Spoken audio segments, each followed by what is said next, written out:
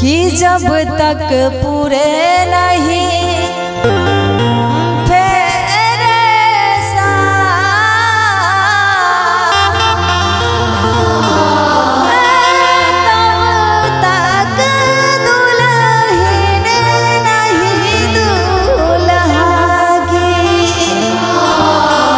बड़ा ही प्यारा सॉन्ग है, नदिया के पार फिल्म का एक नंबर सॉन्ग है, आप लोग सुन सकते हैं और मुझे भी बहुत अच्छा लगा, तो थोड़ा सा सोचे गा के कोशिश करते हैं।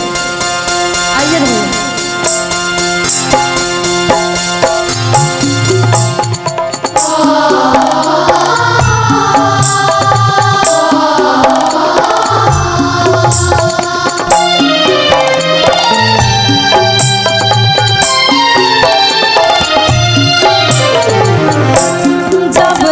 पूरे ना हो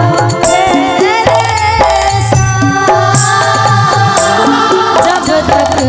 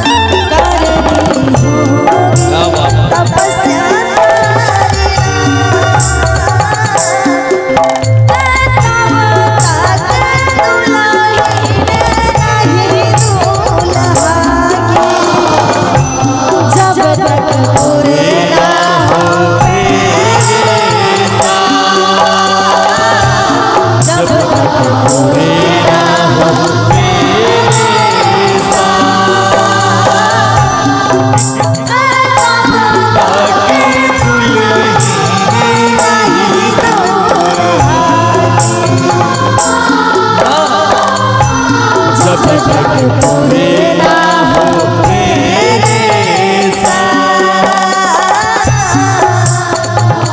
आइए बाबा की तरफ से फिर से 200 का इनाम आया। बहुत बहुत धन्यवाद बाबा, बहुत बहुत धन्यवाद। थैंक यू बाबा।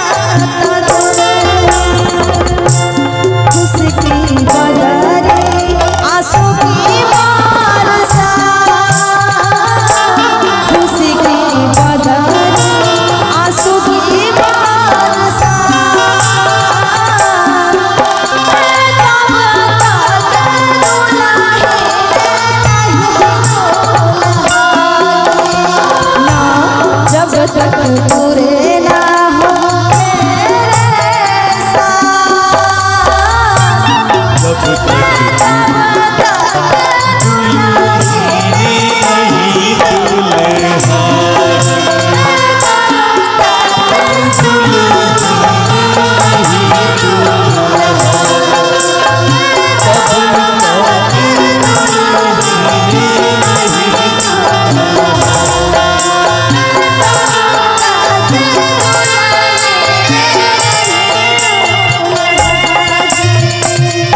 एक बार दुल्हा दुल्हन के लिए ताली हो जाए। क्या बात है, क्योंकि बहुत सुबह से वो दोनों